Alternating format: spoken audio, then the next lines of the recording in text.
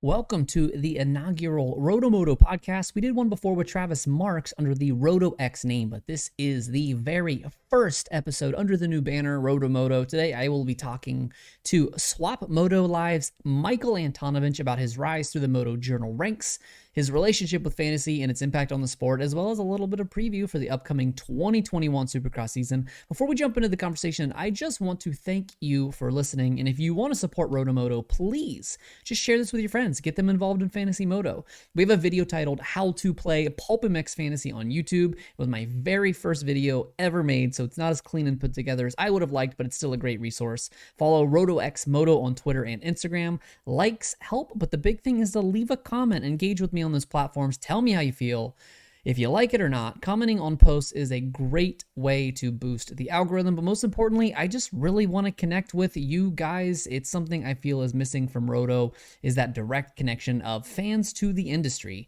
And if you're the type that likes to support instead with your wallet, RotoMoto has a Patreon. The link can be found on the website rotomoto.co, co. Become a patron just to help the page or use it to help yourself. Patrons get exclusive access to podcasts and enhanced cheat sheets. If you're in it for the fantasy, that really helps you break down each rider, each race to really maximize your scores. We also have merch available on the same website. We have shirts, hats, sweatshirts, even a book bag, whatever you might like. We have something for you. Without further ado, let's talk to Anton. All right, so my guest today is Michael Antonovich, lovingly known as Anton, and just about everywhere that you look. How's it going, buddy?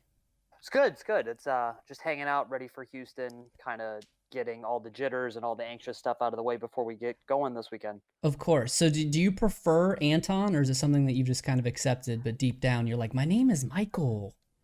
It's been this way since I was like 13, so it doesn't really matter at this point, and it's like completely unrelated.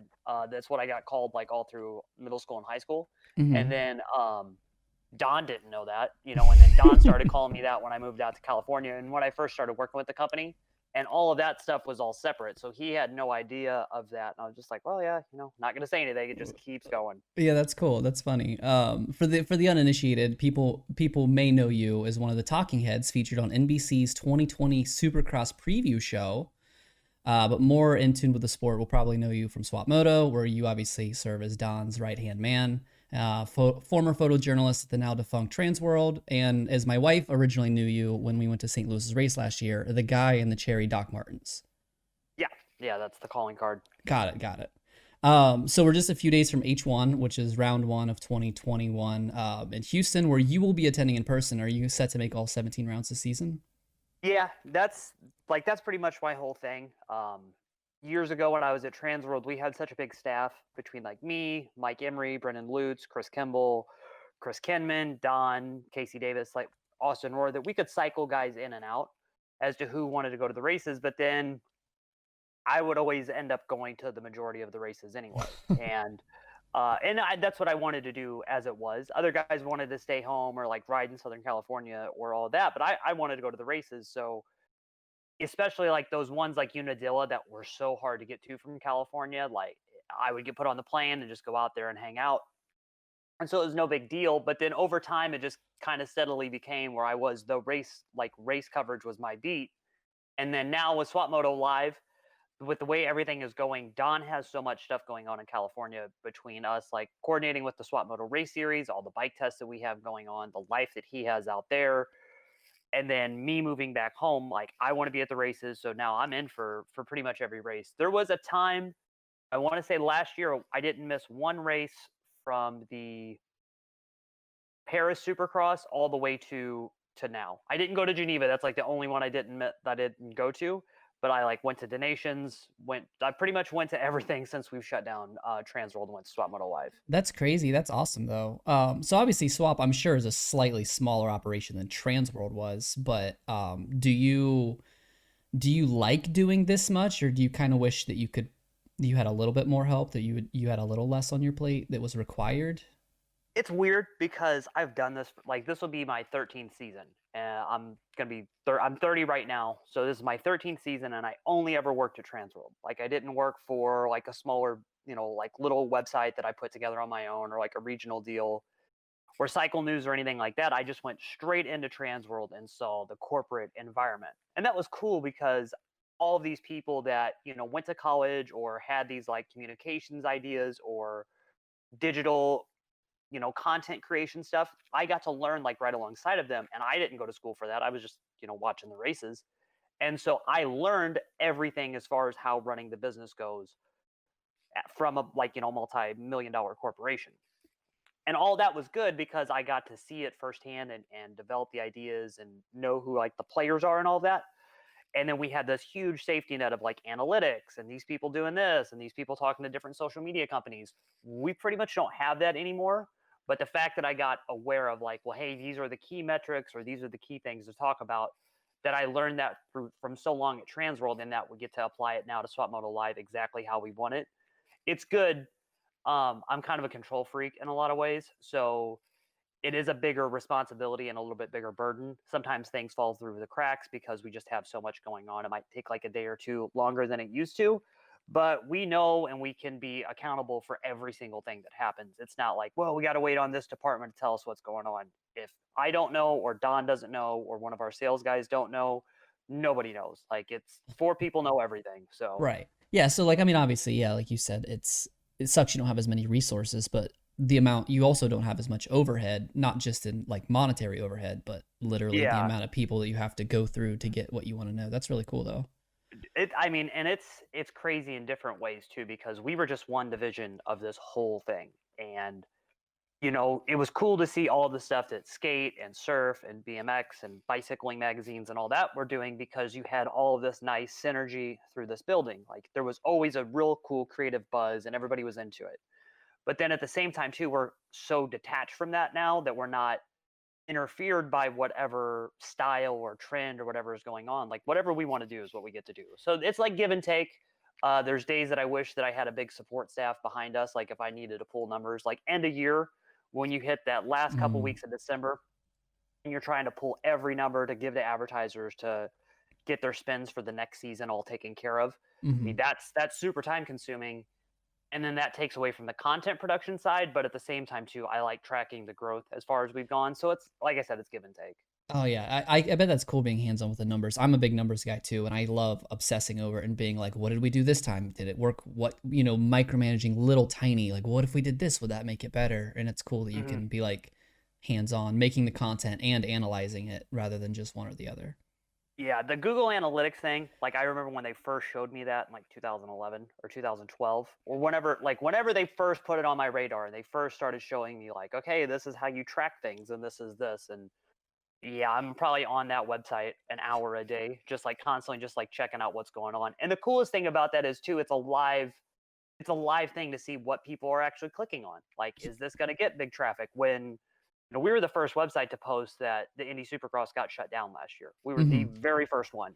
And to see just like this massive uptick right away, I hadn't had that in a long time at Transworld, because we're still trying to like build the establishing blocks and all that. Transworld, we had this like couple million follower audience and whatever. But the thing with Transworld was we were so vested in the print thing and your circulation numbers and all of this going on, you never really know how much that stuff really lands. Like, how many people are really reading articles? How many people are seeing the ads that are in these things? Are they buying stuff because these ads are in there? With a website, you have all of the digital analytics that click through. I mean, this stuff. It's like talking to the choir right now. But you click on a link, they have a tracking thing to it. They can see where the sales came from, all of that. So we can see exactly how we're connected within the industry and how we're influencing not only content but like sales and who's getting what and how that stuff's going. It's such a cool thing, and the more you get vested into it, the more interesting it becomes. Like, every day you find a new like avenue or a new challenge that you want to take on and see how it goes. But yeah, like it's obviously it sucks. Everybody says, like, oh, print is dead, and it's almost become a meme at this point. But it's a bummer that that's happening. But there's just so much information that print doesn't give you. You can't know. You just can't know that. You can't know what ads are hitting or not, or what content's hitting or not. Where the web, obviously, the analytics really gives that to you. Yeah, and I mean, wild, because I look at print stuff all the time. Like the other day, I look through old books and old magazines I have just to kind of like get in the mindset of like, hey, what are you gonna go see? And so it's weird to not have any of that, because the content model has changed a lot too. everybody wants instantaneous stuff now.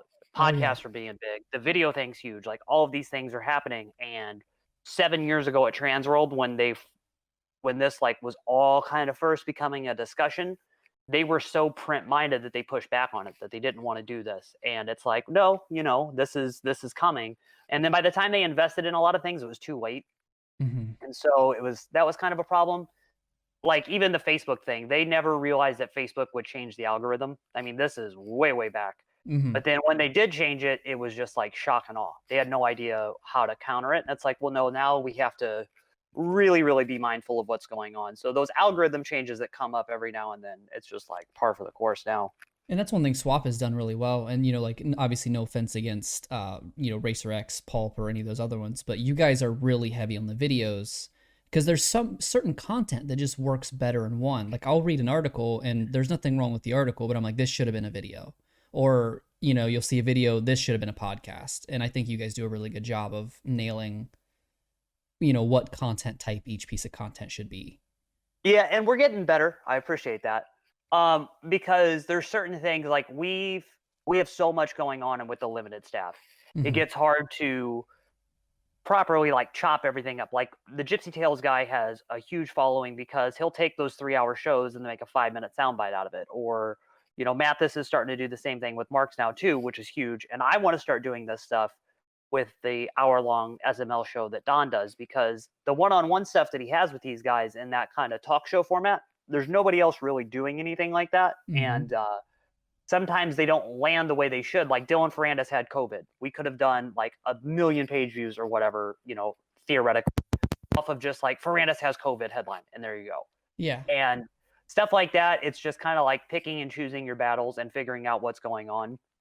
But seeing the whole digital mindset come in has been huge. Like the YouTube thing is going to be a big deal for us. That's where the little news break show came out of.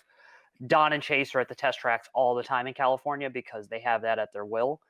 And I want to see what's happening at the track. 15 years ago, 10 years ago, if you got to see any kind of clip on the internet, it was unbelievable. And now it's like you're just bombarded by every privateer, every fast like B kid, whoever's at State Fair or Elsinore, whatever the track is right now. Like you see everything that's been going on. Right.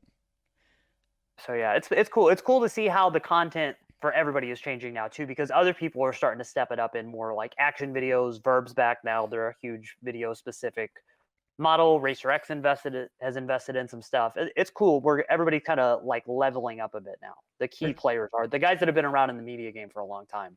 Yeah, like it's obviously a bummer to see, the giants fall, but it's also nice because now it feels like new places are rising up to take their spot in a more modern format, I guess. Yeah, it's cool, and it's so much, and I think everybody within the industry, like in the media mindset, has it because we are a smaller thing. We don't have agencies doing our buying for us. We don't have like a full everything. Racer X and other guys have sales departments or whatever, but they don't have like these huge conglomerates the same way like Condé Nast does as far as a publishing company goes, where they have like direct lines in at Buick or whoever. Mm-hmm. So everybody trying to figure out like the ad sale thing, targeting the demo, using social, all this stuff. Like we do a really good job for what the industry is, because it's not as big as it is, but we're on the cutting edge for a lot of stuff sometimes. So with this season, obviously being the little pods of multiple races in each city, do you feel like you're going to enjoy the limited travel, or in the fact that you being, stuck kind of in a hotel or Airbnb or whatever for 8 days at a time will give you more time to focus on content? Or are you kind of dreading literally being cooped up in a different city for a week at a time? It's kind of both. I'm really, really excited about like getting to go to a place and then just crushing it out. That was the fun thing about Salt Lake. You didn't really have to travel that much. Like you didn't have to travel. Once you got there, you were back at the house within 15 minutes of the race being over. You could start doing your work. You could work all day the next day. Everybody was really close by, so it wasn't a big deal. Before that, though, like right up until Daytona, I was kind of getting beaten down last year because I was on the road every weekend. I was flying back and forth between California. I was staying in California for 2 weeks at a time anyway, so I was kind of already on this program, but it was traveling nonstop. And then those days where you're traveling during the week, those take away from your work time, so you're not able to get as much done. So I'm really excited to see how this one goes. Just to be in a place for a few days, knock out a bunch of content, and then just when you get ready to get anxious and get out, then you get to go to the next place. I love going to every different city every different week, but I think this would be cool now too, because that typical routine of like you get to the airport, you go to the hotel, you go to the stadium, you go to the airport the next day, you explore these places. But now we'll probably get a chance to do, even if it's just 1 or 2 days out to see what's around. It'll be a cool way to see it, because I've been to some of the same places forever and couldn't tell you what's around there other than my hotel or a mall or the airport. Right. So you're from St. Louis, which some say is the most dangerous city on the schedule for some reason. When Glendale fell off, were you hopeful that your city might have been able to pull those 3 rounds? We almost had it for the Salt Lake races too, and Oh, I that would heard have we been were like, cool. bro, I heard we were like 24 hours away from that one, and had that have happened, it would have been completely different. But I don't think anybody would have had as much fun living in St. Louis for a month as we all did in Utah. And like, I love home. You know, I know all the good and bad about it, but this is like, this would not be the place to spend a month if it was against your will. We don't have mountain bike trails like that. We don't have some of the same things. Like, yeah, St. Louis, like downtown St. Louis, can be sketchy, especially if you get to the north part of town or whatever. Like even yeah, there's some not so good neighborhoods, but you really only get in those if you're kind of like going there on purpose. Like, you shouldn't be in them if you know what you're doing. Yeah, my wife's first race was St. Louis in 2020, and we had gone the year before. A special concert of a band that was from St. Louis was put on, and like that place was actually really nice. The whole everywhere we went was really nice, and we were almost considering moving there. Like, does the industry actually think it's that bad, or is it kind of a meme at this point? Even around here, people think it's terrible, but then you have to tell them like, hey man, this kind of goes on everywhere. You know, carjackings happen everywhere. All these things. Where I grew up and all that stuff is completely different than other places around there. But I think it kind of gets a bad reputation just because what's directly north of the stadium. If the stadium was out like 15 minutes outside of downtown, you would never hear these problems. But because it is where it is, and then what's the exact next neighborhood up, which is like the most dangerous neighborhood in the Midwest, yeah, it's like second to Chicago. Yeah, it gets a little rough. So it's not as bad as people think, but just it's what's literally 500 yards away from the front door of the stadium. Gotcha. So let's get to what the RotoMoto people that follow me probably want to hear. Fantasy motocross, do you play? So every year I think I'm going to play. I played a few years ago where I would just like set a lineup and then see how, like, was I accurate? Did guys really place the way that I thought they would? Like, do I know the industry and the sport as well as I think I do? And then we started getting so busy at the races that I would forget to stop setting a lineup. So every year I'm like, all right, I'm going to play. And then we get to the first race, and then I run out for opening ceremonies and realize I didn't set a lineup, and then it just kind of falls apart from there. But I think this year I'm actually going to try. I just watched your video, how to play Pulp MX Fantasy, and so I'm like, yeah, I think we got this thing figured out. Kind of confusing, but I'll just be picking names and numbers when I need to. I'm sure once the race day starts, you have your hands full. It's literally the last thing on your mind, and I hate it because that video that I made that in a rush. It was like a New Year's resolution where I was like, I'm gonna start a YouTube channel. That's what I'm gonna do, and then I didn't have any plan for it. I just was like, that's what I'm gonna do. And then it got to be like the third, and I was like, I should make a video about this so that I can just get my feet wet. And then obviously Marks retweeted it like 2 days later, and then it kind of got like a couple hundred subscribers right off the bat, and I was like, oh no, I'm gonna have to actually do something with this. And I'm like so not happy with that video at all, but I'm glad that you learned something from it. Oh yeah, no, it totally explained it, because I see the stuff, and then when I hear like the handicaps and this and that, and I'm like, oh, dude, that's way over my head. Just tell me where the guy's gonna finish, and like let's go on from there. I see where people get so into it, especially if you played other fantasy sports. Like, of course it would be fun. When I would go to the races, before I ever worked in them, like me and my dad and my brother would be like, all right, well, this guy's gonna finish here, and this guy's gonna do this, or this guy's gonna make a bunch of passes. And so to have that element and to be able to make some money off of it, like, that's badass. I just always forget to do it. Yeah, I can imagine, and it's definitely, yeah. If you played fantasy before, like I used to be, like the commissioner of a football league. I played fantasy baseball when I was a teenager. It was easy for me, but I think a lot of people get hung up on the handicap math, and it's obviously pretty easy. It's if it's a 7, then they need to get 17th. But man, people hate math. Yeah. So I Yeah, get it. that's why I type the words. I don't do the Yeah. numbers. So Rocky Mountains fantasy is obviously less involved. You just have to pick the top 5 so you could get it done quicker. But does that feel almost too dumbed down, do you think, for the more diehard fan and the people in the industry? I think the people in the industry that really want to enjoy the fantasy element to things and like make some money and have the serious little groups within their friends, the pulp thing seems better. Um, but the Rocky Mountain one seems cool because that's a cool way to get your feet wet. You don't try too hard. You just got to figure out like who's going to do it. There are typically those 2 or 3 guys that you're thinking, well, they're going to be in podium contention. So then you have those guys locked in, and then it's probably pretty fun to figure out who's going to be fourth, fifth. But I like the Pulp MX one because you really have to be a knowledgeable fan and like have some kind of insight of who's been going through what, watching the lap times, doing that stuff. Like there's a lot more data and race watching that would go into the Pulp one over the Rocky Mountain one. Like no disrespect between either one, but it's Yeah. just like you were like really playing analyst and like wanting to see how good you know the sport. By far, the Pulp MX one's going to be where you would test yourself a little bit better. Yeah, because I feel like the top 5 is a lot more luck, and some people love that. You kind of just pick 5 on almost like a lottery, and then you hope that you get the right 5. Because you can't know. You can't be like, oh, I definitely think Cooper's gonna get second, not first. He's gonna get second. Like that's a weird thing to to Yeah, say. to be like just so like on the nose about, yeah. Yeah. But I feel like I see fantasy games in other sports like baseball and football, and it really helps grow a casual fan into someone who, eventually you have to know every player in the league if you want to be good at fantasy football. Do you think that's something that can grow a casual fan in Moto into somebody more diehard? I think so. I think that it's one of those things where it's still pretty new. I mean, yeah, the Rocky Mountain thing and Pulp MX have both been around for a while now, but it's still kind of a super fan deal. It's not like openly talked about. And then when you go to the races, the people that are already at the races, they probably don't know about the Rocky Mountain Fantasy League once they get there. They're the guys that show up and want to crush a couple $8 beers with their buddy. So, like, you're not really capturing them the same way that you would think you would. You need them to be well aware of it before they ever come to the stadium. True. So I see where like that would work. You just have to know how to target your audience. I think that like especially right now, and this is a hypothesis, and I could be wrong, but I'm going to find out more in these next few weeks.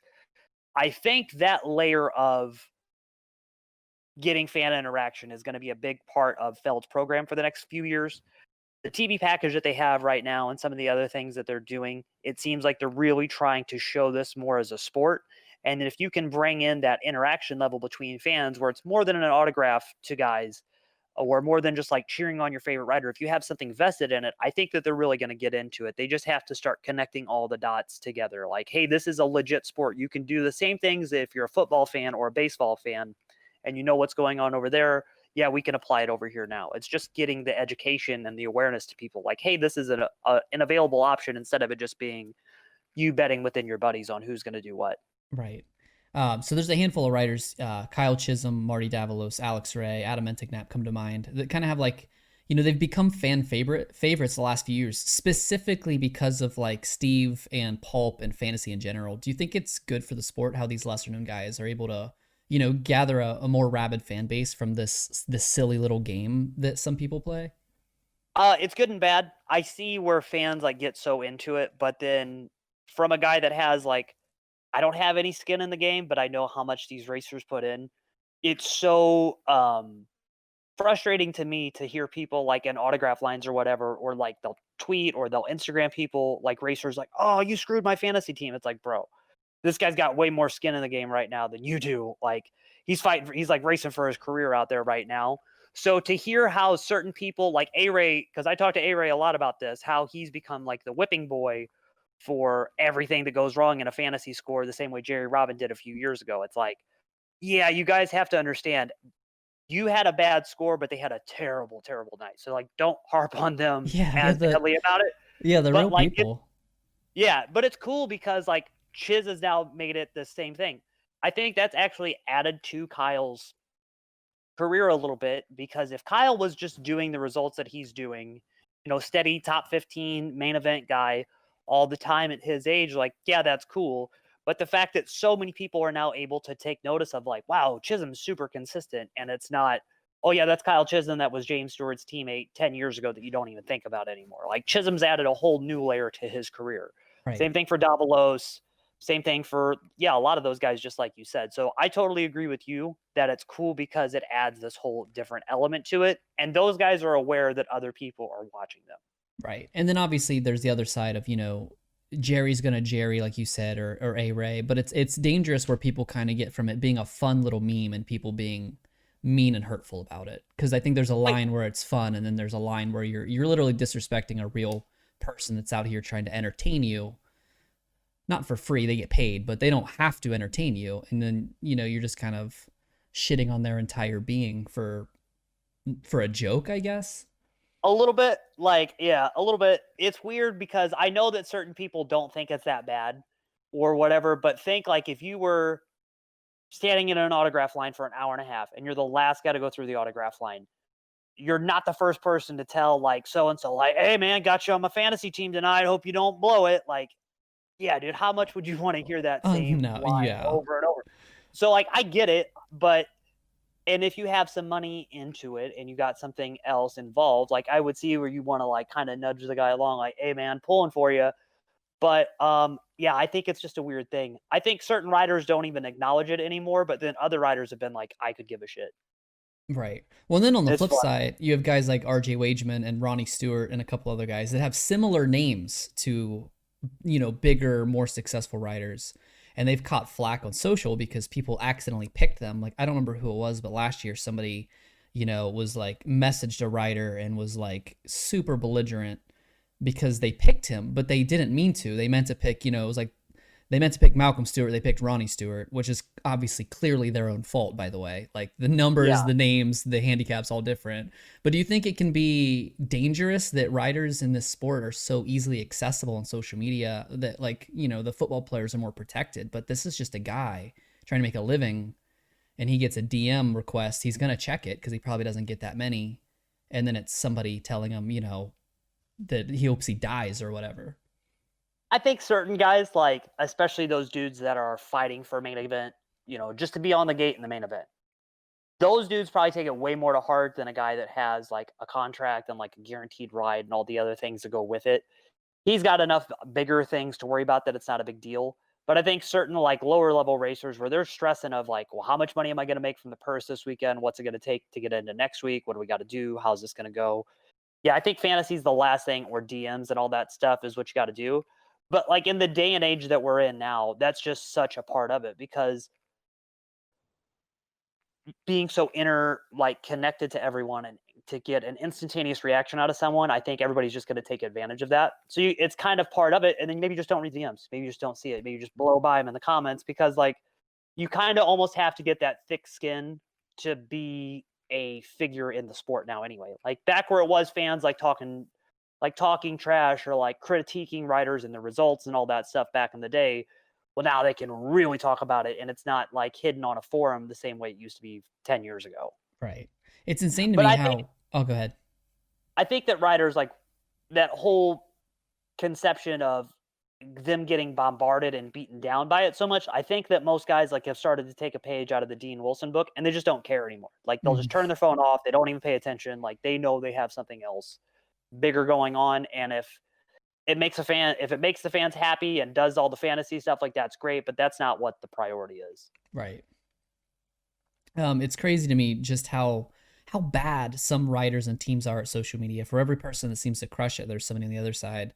Like there are privateers in a van that drive across the country by themselves all summer that know how to do it better than like $1 million writers and corporations. Is that like perplexing to you as an insider, or is it more just like people they just don't care? The writers don't care. I think it's a little bit of everything because this is kind of prevalent within the industry as a whole too. You could have, a huge brand and all of this stuff, but if you have so much going on or you don't have the right pieces or the right puzzle, like if you don't have everything lined up together in a big strategy, you're kind of not doing anything with your social media stuff. Like I'll be honest, like I could be as a personal, just my Instagram could be way better if I posted way more, but like I don't have enough going on in my life that I don't really care to just like flood the feed with it as far as Instagram goes. Mm-hmm. Teams and all that, especially right now, once you get your preseason images, like be teasing photos of the bikes, be doing all that stuff. If you're a sponsor of the team, be getting all those like super high close, like detailed part images up there. There are people that are kind of starting to get more in tune with it, and the problem is it's just education. At Transworld, like back in 2017 or 2018, we hosted this big seminar to like educate all these brands within the social media, like within the industry, about how to better utilize their social media space.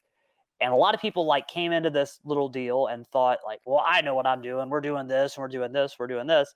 And then we had somebody that had a direct connection to like Facebook, Instagram, and Twitter come in, and they were like, nope, like what you thought is not the way to do it. Here's what you need to be thinking about. Here's how to reach these people. And so it's just following the trend because it changes so much. I do think that there are writers and teams that need to take it more seriously, because, like, if you look at what Jason Anderson did, like what him and Tom do, where they're just kind of screwing around. I mean, they've made Jason's whole thing be like one of the guys. Yeah. Axel is Axel and Phil. Like, there's, you know, you could make a whole case study at a social media like firm, like a marketing agency, about what Phil and Axel do, but like all the hype that they got back in the day was just Phil holding Axel's camera at Paula. That was all it was. And so like there's no one like surefire strategy. You just have to be posting, and you just have to be posting stuff that's like, or not organic, because that's like the buzzword that everybody uses, but it's got Yeah. to be like genuine. Like, people don't want to see the same old bullshit over and over again. You Yeah, got they to want you like to be a make something. person. Yeah, like they want to see like, oh man, like how do you identify with them? I like F1 a lot. Like I was never like a hardcore F1 kid growing up because that was so far removed from what we were doing. We were just a dirt track family. But then as I've gotten older, I've watched it more, and I follow like the big teams like Mercedes and Renault and Red Bull, Ferrari. They have excellent social media. The Mercedes people will like interact with fans and all of that stuff. And it's Yeah. not just like a fire emoji or like a fist bump emoji. Like, they'll like joke with them. And then they have whoever's running the social media department within these little subreddits of F1 fan groups. They're like little heroes because they're these little personalities. And I think that teams could do the same thing within moto. Like my buddy Jeff Crutcher, who has that ATC Flipside Racing team that's doing the Hoosier Arena Cross Series. That's Jeff's whole beat right now. That's his strategy to make sponsors happy, to support him, is like, we're just going to be super engaging with fans, like at the races, online, all of this stuff. And it's working. Take advantage of when new trends come along. Like whenever a social media platform introduces a new little thing, and I know people like knock it, like, oh man, they're copying this, this, and this. If you use that stuff, you automatically get bumped to the top of the feed. Like, Oh your yeah. hierarchy goes right up. And people don't realize that because they don't understand it. It's like, well, take the risk to try to use it, and then you'll figure it out from there. And I just feel like maybe the whole sport is kind of just a little bit behind. I mean, to be fair, I'm in this sport, but I know that you, as being more like of a fashion forward kind of person with design and stuff, like we're years behind the curve with a lot of Yeah. things here. And it's one of those where I see a lot of people that are like, fans even, they're like, why is this person getting the ride, this guy? And I'm like, yeah, but because this guy, yeah, he's a seventh place rider or 17th place rider instead of an 11th, but he is a social media person. Like, everybody in the industry now, at least rider wise, they're all of the age to have grown up with all of this, at least to some extent, that it's not that foreign, but they just don't try. And like, I know a lot of people give Entignat flack for having the ride at HEP, especially because now they've grown into the premier Suzuki team. And it's like, but he crushes it. I mean, who could they get for a third guy? They're probably not going to get another main event guy that's going to do all 17. They're going to get another fringe guy, maybe, but nobody's going to have the presence that he has. Well, and then in addition to that too, like if you even just look at the interactions that Adam has outside of it, he's bigger than just being a racer. Like, Mm-hmm. people want to go talk to him, all that stuff. He interacts with the sponsors really well. Dunlop did that whole rap video shoot with Oh, that him, was and cool. like, just people within the industry understand like what is going on. Mm-hmm. Certain people do. Feld has worked for the last few years to try to do more rider and team education on like PR stuff, because the PR thing as a whole is kind of lacking. I agree. The team press releases that come out are great. Like there's a lot of information in them. Honda, KTM, Cowie, they do a great job. But there just needs to be like that next little layer. And we have to then, as a whole, get past the okay, well, if we do a 5-minute promo spot on Friday afternoon with the local news before the race, like that's going to drive a bunch of fans out there. In this day and age, we're competing against so much other stuff between other sports or other activities or whatever. People aren't going to make their decision on what they're going to do this weekend at 5 o'clock Friday night. They've already No. thought about that like Tuesday or Wednesday. So we have to like think more about how are you going to entice people to follow this stuff along and not just like let it fall by the wayside with all of the other stuff that's out there.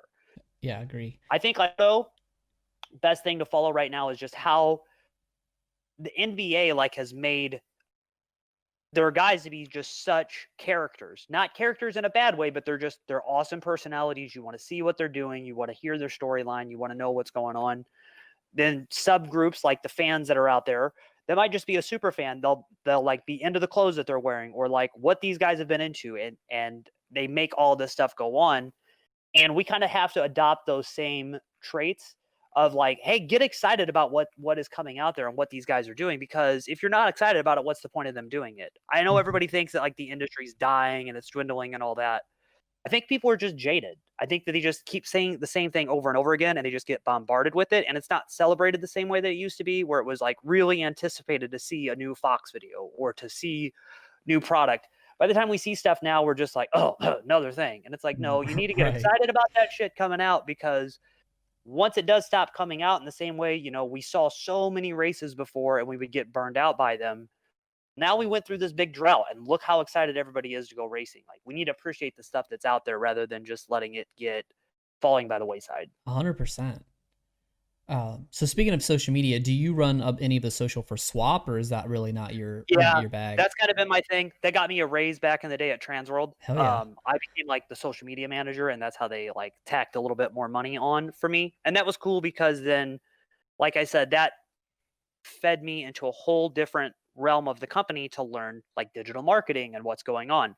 Um, being so far removed, like being in St. Louis and not in California this year, and not getting to go to the test tracks, was a little bit more of a hindrance than I thought it would be, just because I thought I was going to go more places this off season, and with everything going on, I didn't get to. Once we're going, it's not a big deal to go make the content and then get the social media stuff. But when you're setting it at home, like I don't want to be looking at photos from Salt Lake City Supercross in May and June. Now I want to see like current shit. So I didn't really post a whole ton, maybe as much as we should have, for the social side of things on Instagram in these last few weeks, just because like I don't have the content and Don and Chase have carried that weight.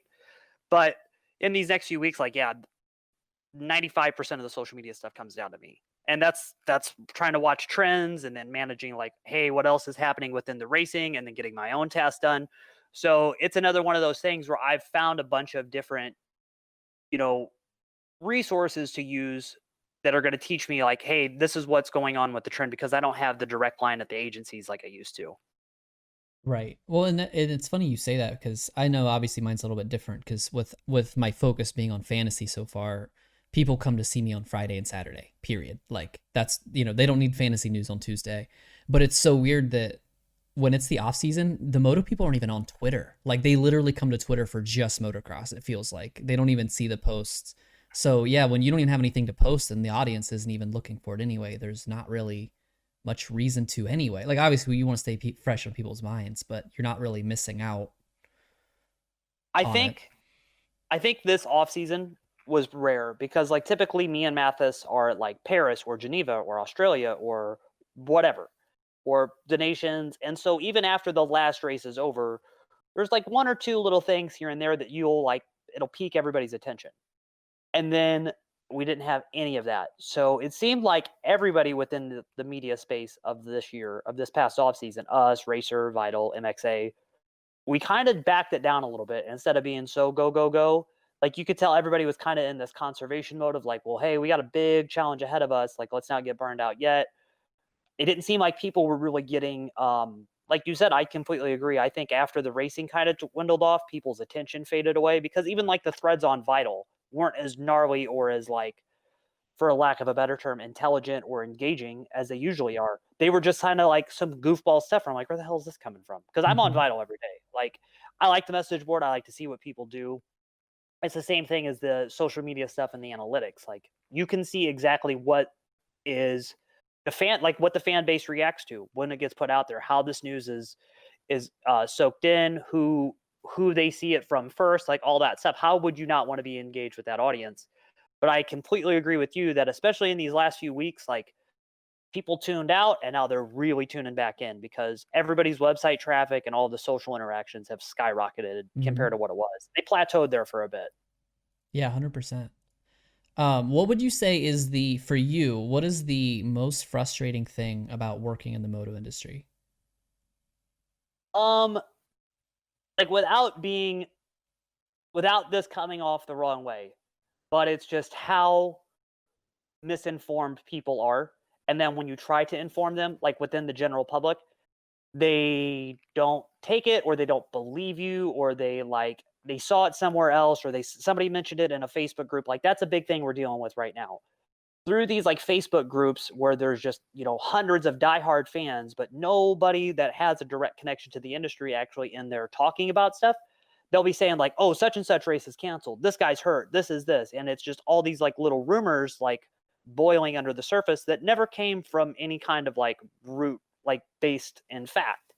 And so seeing how that stuff goes, and then when you come in and you try to tell people what's going on, they're just so belligerently like, no, no, no, I saw that this is what's happening, and we don't believe you because you guys are within the industry and you're trying to protect each other. And it's like, well, yeah, wouldn't you Uh, want to protect, like, if you had a job, wouldn't, and your job and the company you work for was constantly like under attack within the public space, and you went in there to try to explain something to them, would you not want to be like defensive about it and try to explain the situation? right. I get where people think that like, we're shielding writers in the industry or the media people are only looking out for each other's interest and we're gatekeeping and all that. And I won't lie, like, yeah, there is some truth to that. You do have to know like what you can and can't say at what period of time, but that's like common sense. You couldn't, like, if you had a friend to friend interaction, you wouldn't go blow your other friend out to your other friend for no reason and not think it's going to come in and bite you. Like, so if I knew something that was happening at KTM and then I ran over and told Cowie or put it out online, like, of course it's going to come back and bite me in the ass. Right. So you kind of have to know like what you're doing because you could utilize this later on down the road. You don't just scream everything the first time you hear it because you might need it for something later. And then the other thing is too, like, if there was something going on as far as like a rider's going to a team or whatever, and you could put it out there, you're going to burn that bridge. And people within the public have a really hard time understanding like how we have to maintain these relationships. I know everybody wants like instantaneous news and reactions and the truth and all that, but this isn't like the NBA or like ESPN or whatever, where the people that are like the Stephen A. Smiths, they're not going to these events. Like they're talking to people, they have a direct line in with them, but they're not doing the face to face, day to day interaction the same way that me, Mathis, Wygant, Guy B, Don all have to do. So you have to know who you're dealing with and like how what you guys are working on together is going to lead on down the line. Because if you do make a mistake, it's going to be catastrophic for somebody. Maybe them, maybe you, maybe both of you. So it's just kind of like picking and choosing your battles, and then for whatever reason, though, people just are never happy with how it comes out. And honestly, making free content, like everything that SwapMoto Live makes is free. We have no paywall, we have no Patreon, we have none of that stuff. The only thing you would have to pay for is if like you wanted merch. Hmm. And people just freak out in the comments, like ripping it apart. And it's like, bro, it's free. Like, I'm not saying that takes the quality down, but it's like it's free. It's free at the same time. Like you're not asking for the same thing. Like it's a weird thing. There's a lot of stuff that goes on, and I'm sure I kind of got off the trail there, but like just how people don't understand how the whole industry works, and they think they know how it works and or how they want it to work, and it's not exactly how it goes. And then just seeing them just get so defensive about it when you try to explain, it gets very frustrating from time to time. Well, and it's weird because I guess moto is so different from other sports because there's no league sanctions, there's no public contracts, there's no salary cap. That maybe they think they know what it's like because they're like, well, football announces everything immediately, and I'm like, well, they don't announce it. There's just people always looking at the papers. They have to announce it because else somebody else would. But I Yeah, know that and happens a lot of like, why don't we know how much they make? And I'm like, because it's really none of your business. Like, I mean, would I like to know how much the writers are signing for? Sure, but it's not really our business. It's not like that, like other sports. yeah, and the other thing is that goes within that too. within other sports, like athletes sign endorsement deals, like a Nike deal or an Oakley deal or whatever they have, or like a car deal, however that goes. The advertisers within the media space, like Sports Journal or whoever, like ESPN, the magazine, not so much them because they were going after like big non-endemic clients, but like the beat reporters are not getting paid by the same people that are sponsoring the athletes. So that's a whole different like tie-in that's together that the moto industry has. All of the money that goes within the sport of the media side is all money that's within it's the same people that sponsor the racers. Hmm. It's not like, okay, yeah, we have, a Cadillac ad that's going to run before the race and that's where our bills get paid.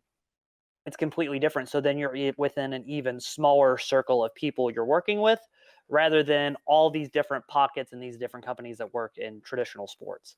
So like the money's just not there and people are going to be way more guarded about it because I think people would be surprised at how much money really does pass hands in moto industry. Like it's a lot, but it's probably not as much as you think and it's probably not going the way you think it goes.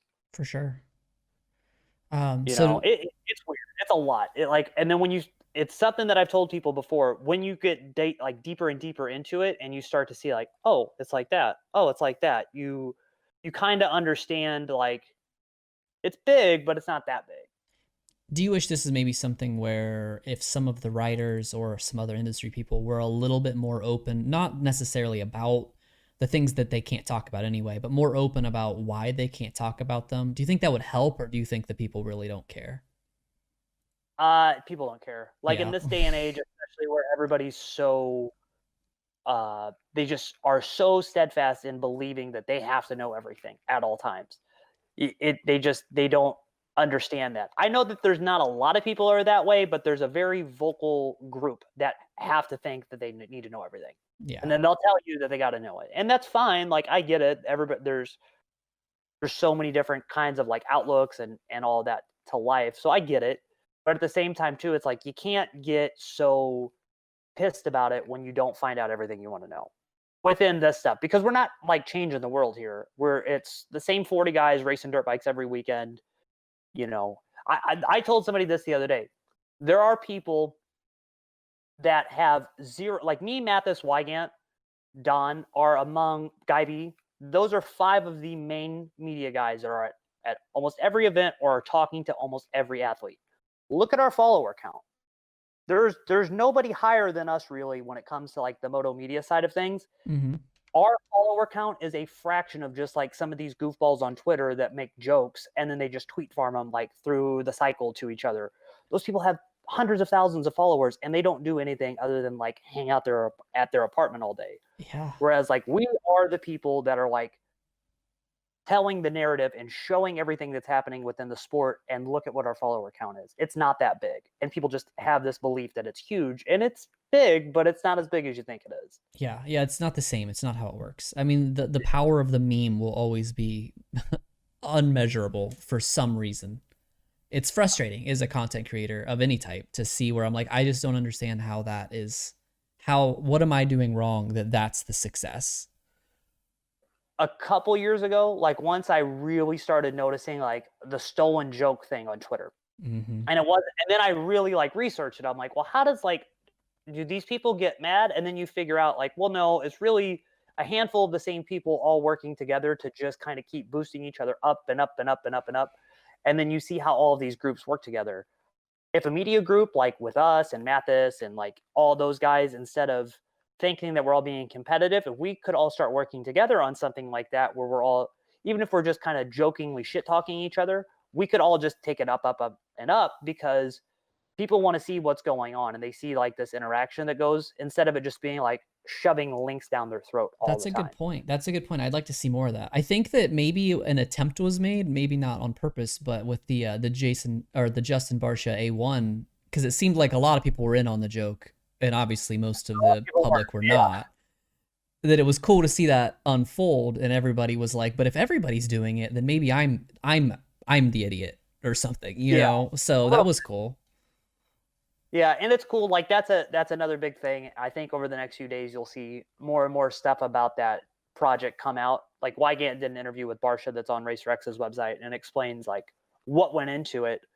that's cool that they did that. You know, Red Bull put out a lot of expense and a lot of effort to make that thing happen. Cool for Gas and their company, you know, the parent company of KTM, but within their marketing department to make that happen. Troy Lee being down to do it.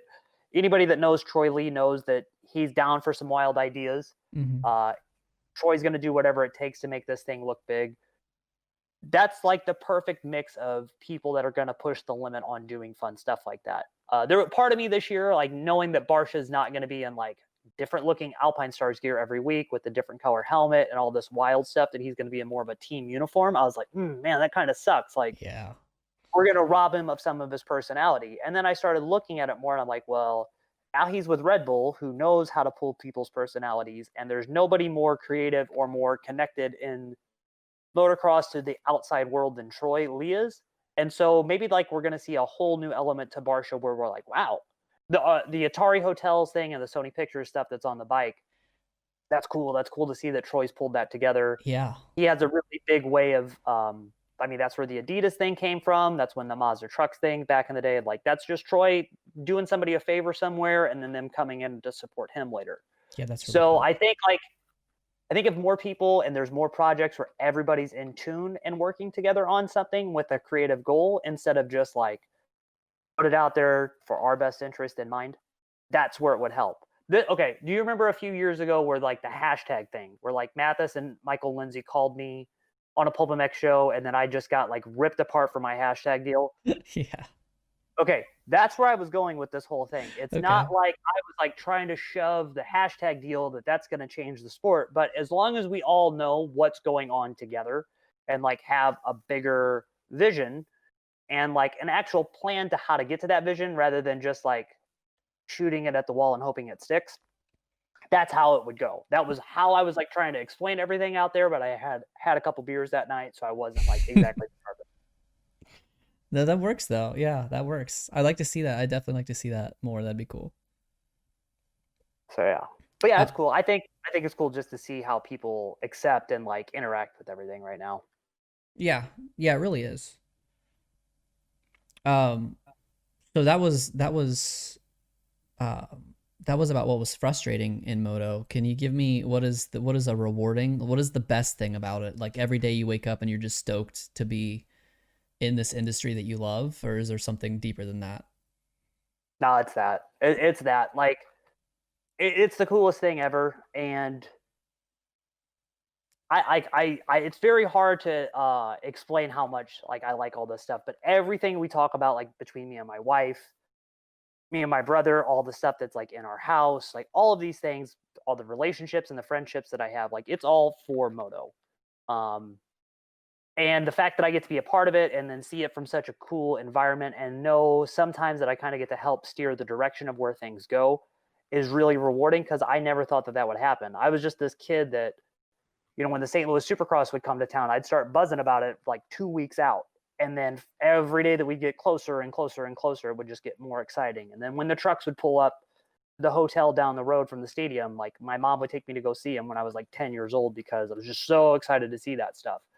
So now to be able to like walk in and out of those rigs, like to walk into the factory Honda truck, because I was a Honda kid, and like get a coffee or talk to whoever or see these like works bikes 5 feet away from me, it's unbelievable, where you kind of catch yourself every now and then like, whoa, don't take this for granted because it could go away at any minute.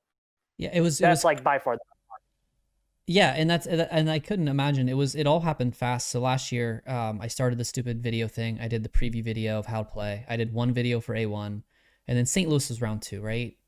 Yeah, St. Louis was 2. And I went to St. Louis and I made a video and I said I'd be there. And then Dan Truman just literally DMs me on Twitter Saturday morning. He was like, "Hey, are you going to be at the race today?" I'm like, "Yeah." He's like, "Come by Chad's rig and see me." And I was like, "Okay." And then I show up and Mathis and Wygant just happened to be standing there. And I felt really weird because I'm this idiot. And I'm like, "Hey, do you guys know if Dan's over there?" And they were like, "Yeah, do you want me to go get him for you?" And I'm like, "Yes, Mr. Wygant, go and get this man for me." Like, everybody's just so cool. And then I'm just standing next to Chad Reed talking to Dan like I belong. And it's crazy that I'm nobody. And like, it's still really welcoming and warm. Like, it's a sport that nothing compares to that. I don't know. Like I've never been down on the track. Like I don't know people like that, but just I don't know. Even the people that are up there, they just welcome people. Like it's really cool that that's an option. And I am in complete agreement with you on that because it's the same thing. There's no other sport like you couldn't imagine that you were going to go see like LeBron or Valentino Rossi or something like that, and then Val's right hand man was going to come over and talk to you. That doesn't happen at MotoGP. Trust me, I've been to those races. Like those dudes are walled off, and that's just in motorcycle racing. Sports and all that other stuff. I mean, that's just as gnarly. That doesn't happen in soccer or whatever.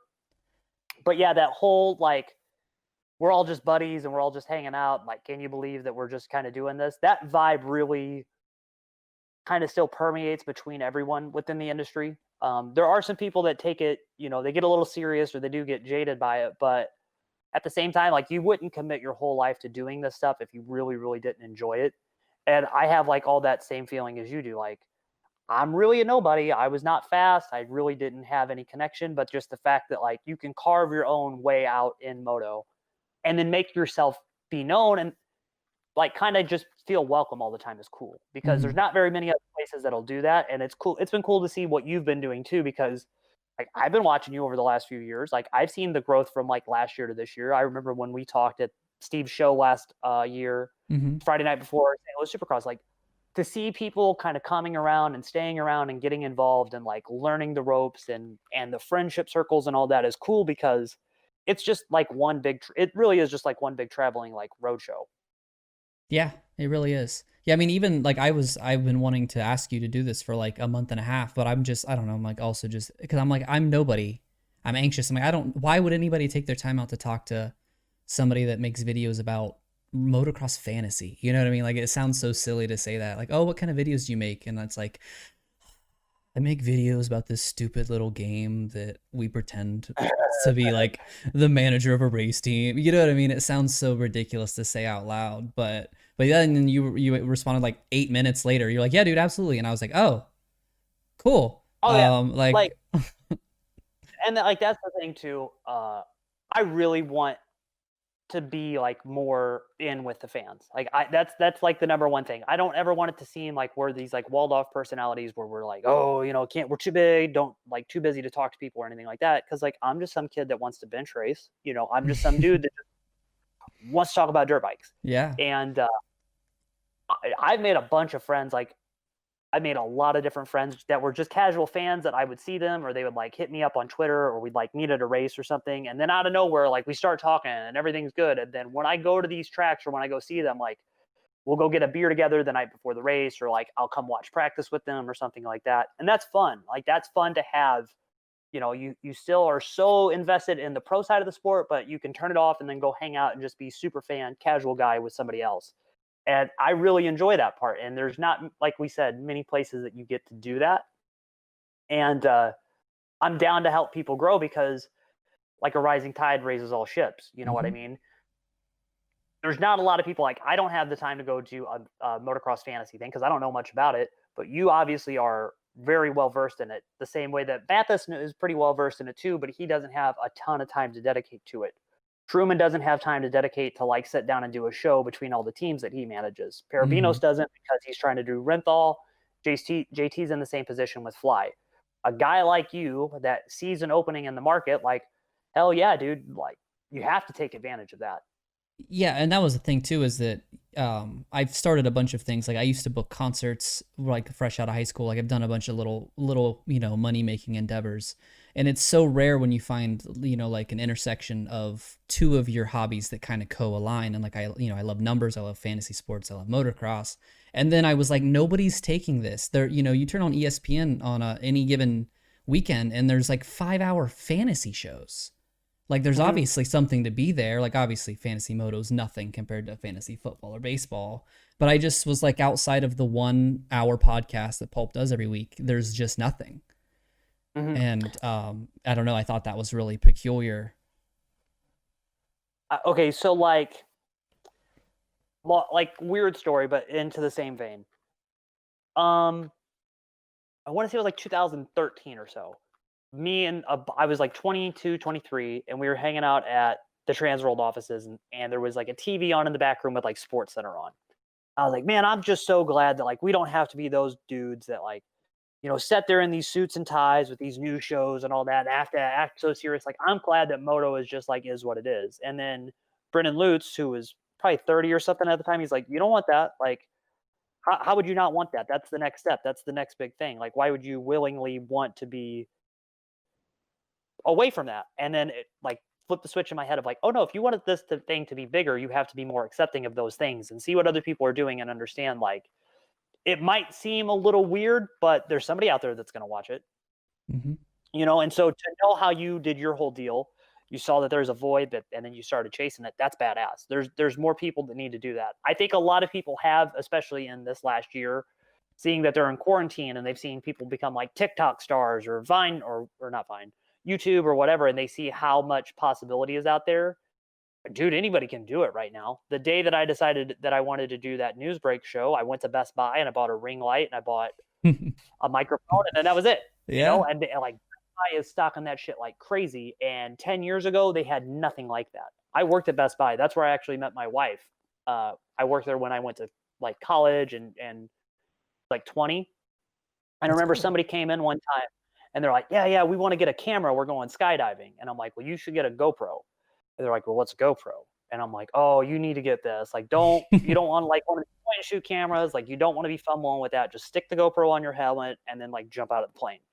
And now GoPro is like the number one item that's like on all the end displays at Best Buy. And I'm like, dude, it's wild how all of that stuff has changed. And then the little influencer thing with the selfie sticks and the ring lights and the vlog, like all of that stuff. Everybody gets to be a content creator now, and cool of you to see that and then kind of start like carving a way in. Yeah, thank you. I don't know what to say. I appreciate it.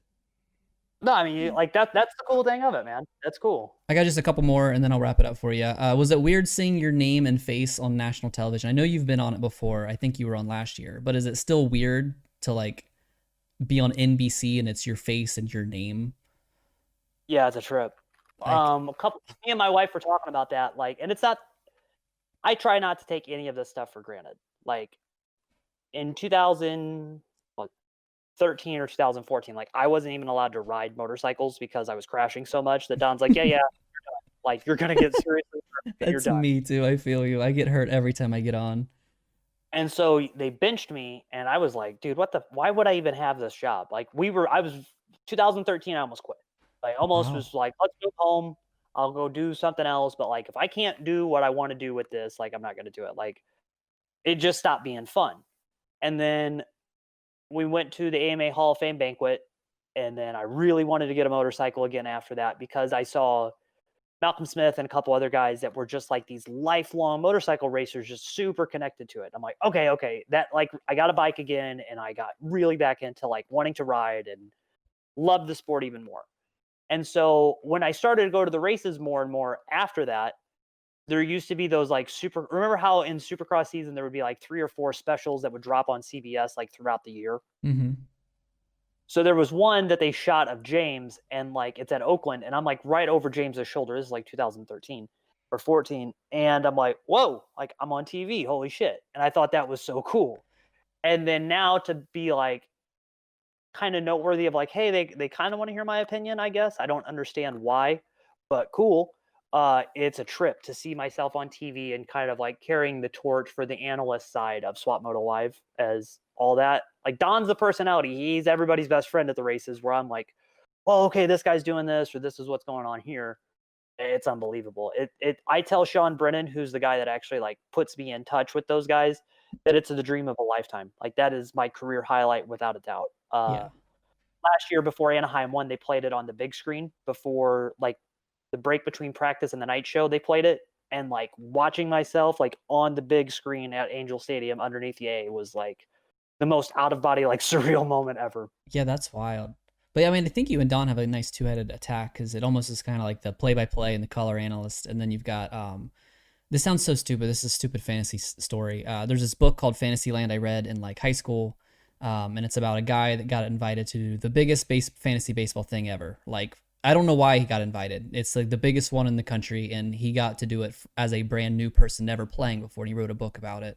and he had a team of people that did all of the stats, just stats, that got him all the numbers. And he had another team of people that were like, oh, well, his dad just passed away over the winter, or he's going through a divorce, or, you know, those things that you can't measure.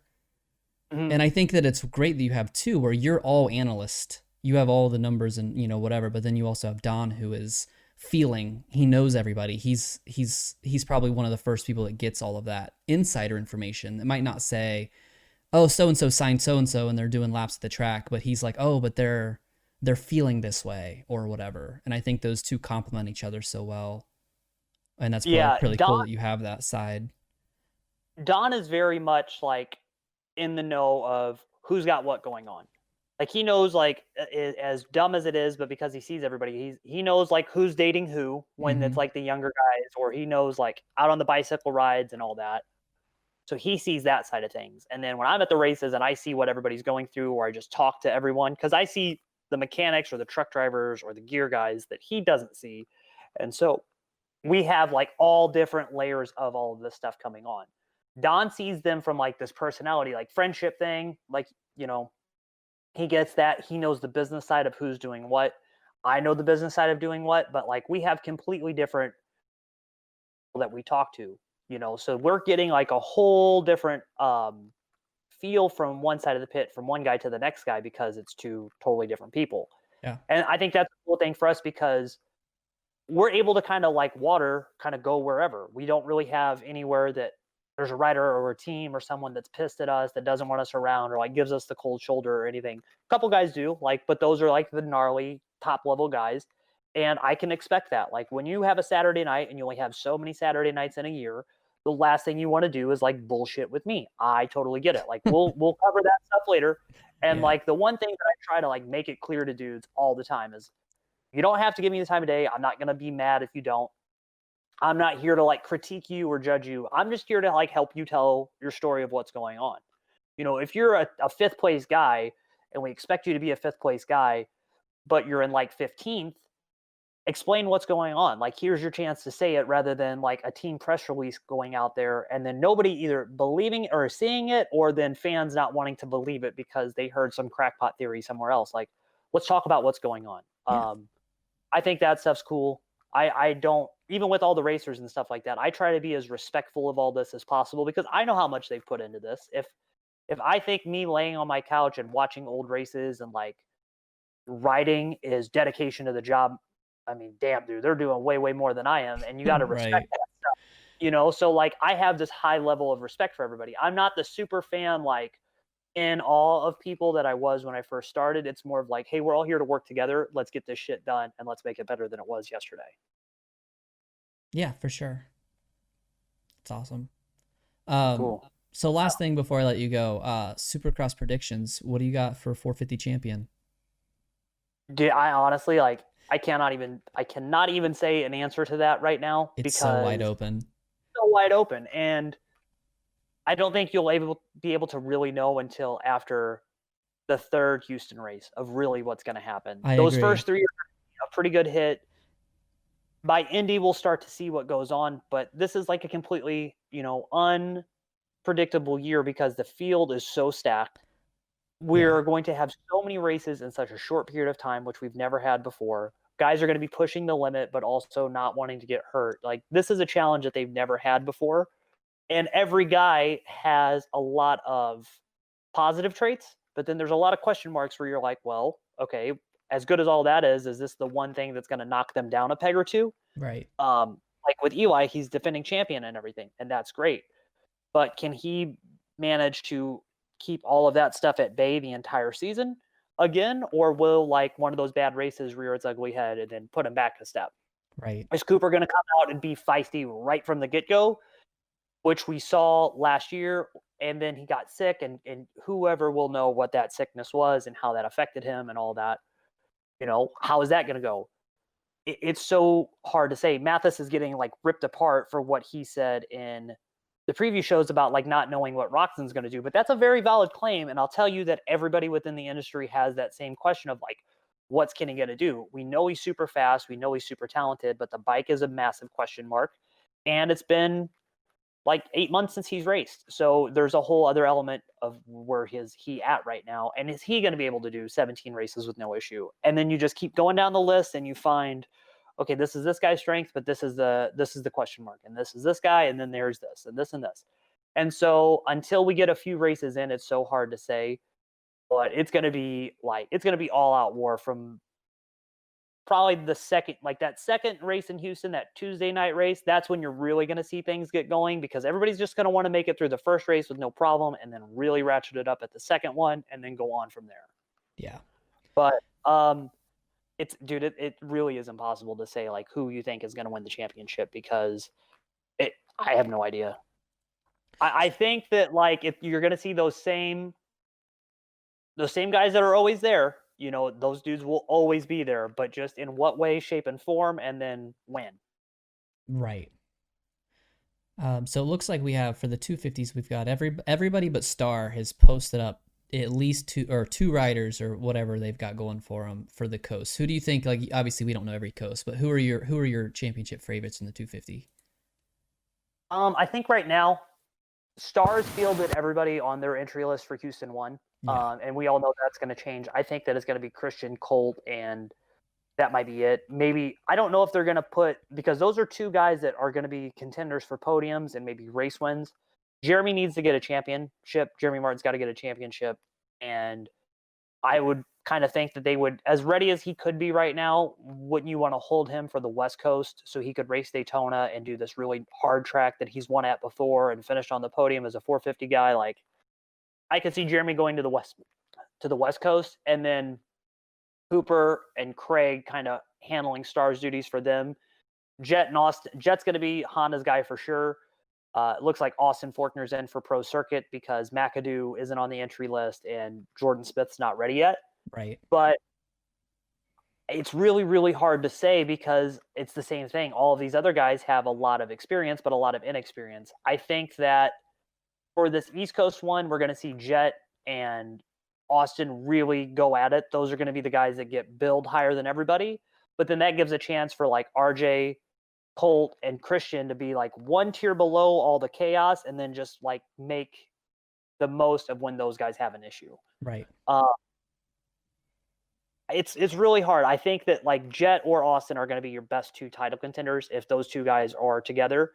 But then like, who knows? Like, really, who knows? Because they're just such out there factors too, because they haven't had a flawless track record either. Jet's so young and Austin's had his history of issues. You're just kind of like, we'll figure it out from here. For sure. And then all the other guys that they're adding in, like Voland, he's a question mark. It's just so weird. Like I'm completely like not lying and not trying to dodge a question. I have no idea who could win, because I've thought about this over and over and over again. And I'm like, well, this guy could do really well, or this guy could do really well. Oh man, that guy could do it too.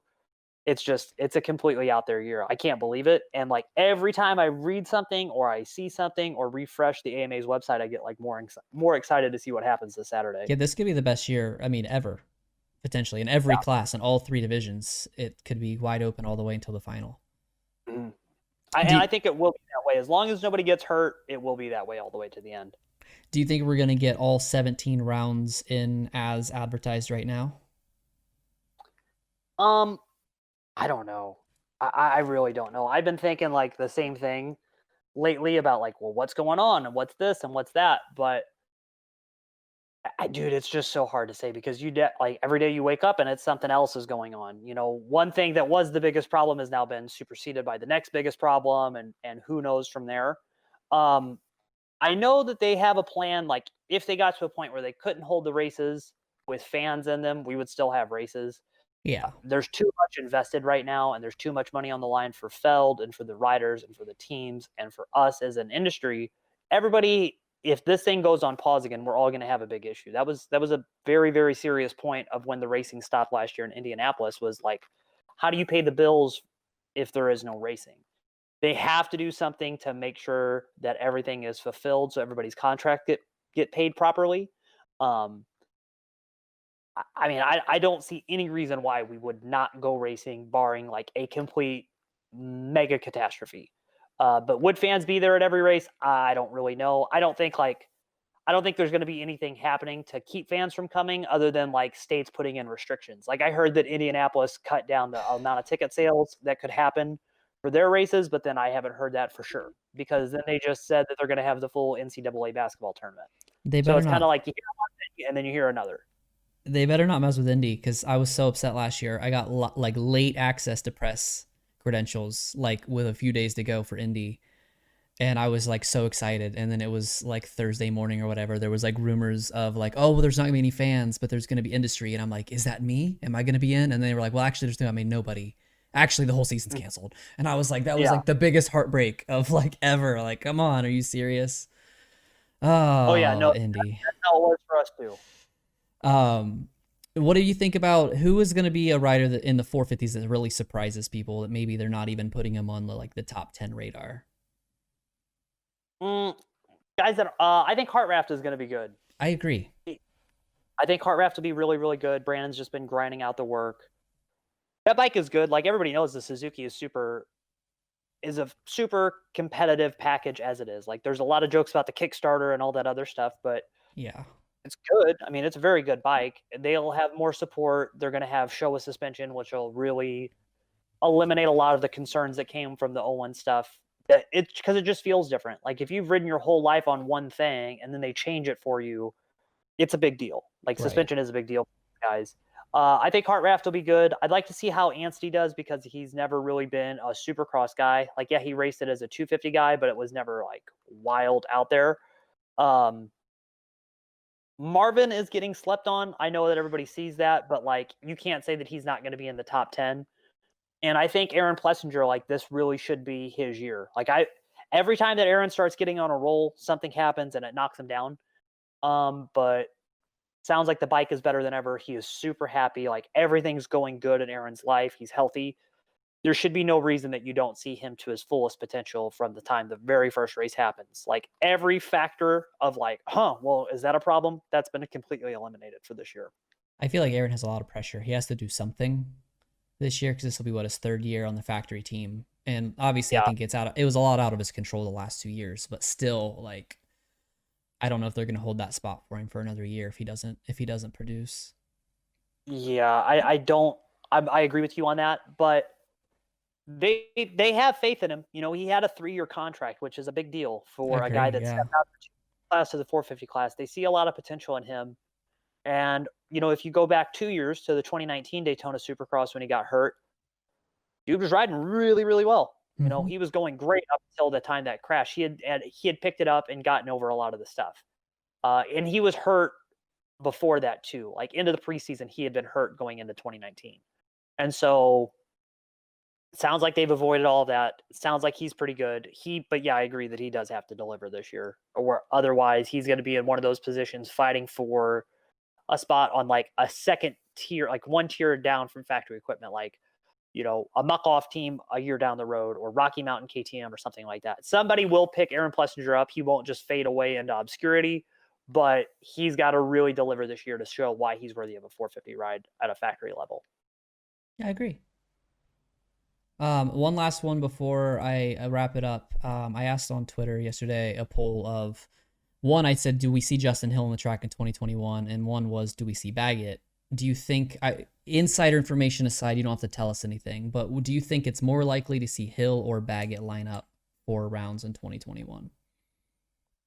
Supercross or motocross? Supercross. I don't think you'll see Baggett line up. It takes so much to be competitive at this level, and he's coming off an injury and doesn't really have like a concrete package put together. And you know, or something public and hey, we're going to get you a lot of support, or we're doing this, we're doing that. Even the people that I've talked to that are really close to Blake have been like, yeah, dude, there's like, he's just kind of waiting. So I don't really see Blake coming back and making an appearance at Supercross because it's not one of those things that you could just show up for the same way that like Kevin Windham could show up at a national a few years ago and be competitive. You know, like after he came, it takes so much to be like in the top percentile of Supercross, and knowing Blake, he's not going to do it unless he is in the top percentile. Like he's not going to do it unless he knows like I should be a top 5 guy tonight if everything goes his way. I don't know about Hill. like a couple times, me and Justin were supposed to talk like a handful of times this year. And right when we were going to do an interview, he called me and he's like, "Hey, could we just wait and do this? Like once I get something a little bit more concrete, like I have some stuff going on, but it's not locked in for sure. And I'd hate to say it if it's not going to go that way."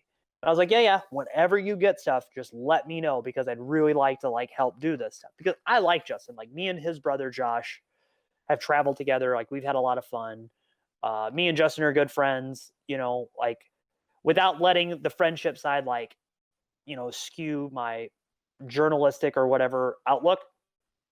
I know like what Justin has going on and like how to treat it and like kind of where the brothers want like what they want to do with themselves. Hmm. And so I was like, "Well, hey, dude, like whenever you're ready, just let me know because I want to be the one to kind of help put this out there so it doesn't get misconstrued." Because I think people, if you put it out there and you're just like, "Yeah, Hill's going to go to this," and you just say it matter of factly, and you don't let him explain, "I want to go this way because X, Y, and Z reason," people will just think that like he's been copping out to something. Right. But then it went dead. Like I haven't heard from him. I have no idea if he's gonna race. I heard that there was like a Munn Racing deal and like Ricky Renner was involved in some other stuff, but then I haven't heard anything else about that either. Yeah, I hope he's on the track. I really do. It would be a shame to lose him. Again, he's a different kind of personality than what most people consider, like Mookie, AC, Jet, etc. But I think he's definitely a personality that we need in the sport.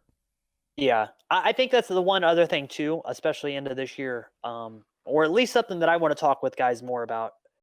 I feel like I'm able to talk to some dudes and I see like, hey, this is where their friendships are, or this is what they have going on, or this is what their interests are outside of just like going for fifth place, going for seventh place, trying to be fastest qualifier. I can like see that stuff and kind of understand like, oh, this is where this comes from, or this is like how they're going this way. And I want to talk to more guys about that this year because just like you said, we have all these different personalities, but we only just show one little thing and we have to blow that up even more than it's ever been. And I think like, yeah, Justin is a perfect example of like, he's a musician and he is a different cat. Like, don't get me wrong. He is a very different guy. He doesn't take the diet and all that stuff as serious as other people do. He'll do whatever, but it still works. Like, I mean, he's been top qualifier. He's a very, very fast racer. There's not one way to go fast on a dirt bike track. Right. Do we see Josh, by the way? Do we see Josh this year? I don't know if I haven't seen anything from him. I don't know. I don't know Okay. if like the club MX team will do something because he's still been riding that bike with some club graphics and stuff. So it's there. Like he has support. Monster always helps him out. Fox is there for him. He's still pretty tight with people at Yamaha. Josh has done a really good job to keep those relationships and key brands that would support him when the time is necessary. I think Josh could do it too because he's in the same way. He didn't want to be a full-time 450 rider after he got hurt, and he had done it. He did the RCH thing, and he's had all that stuff happen, but getting paid to ride a motorcycle and he's still having fun. And I know that a lot of people only think success can be measured in like race wins or podiums and all that stuff, but like the Hill boys both see success as being as much as they can have fun on their motorcycle and get paid for it. Yeah. It might not be everybody else's definition, but it's theirs. And as long as they're doing what they want to do, that's how they're going to do it. If Josh can make a program that's responsible enough for him to come and like checks all the right boxes, then yeah. But he's not just going to show up out of nowhere because he knows like if he gets like a 15th place finish, people are just going to be ripping him apart. And not that he cares, but it's just like, well, you don't want to put yourself out there just to get shit on again later on down the road. Yeah, 100%. All right, well, this is running long, so I'm going to wrap it up. I'm sorry for taking so much of your time. Oh, dude, you're good. You're good. No worries at all. Yeah, but thanks for coming on with me. Be safe traveling to Houston, and hopefully I will be able to see you in the flesh at Indy. Oh, yeah, we'll be talking soon. For sure, man. Thanks.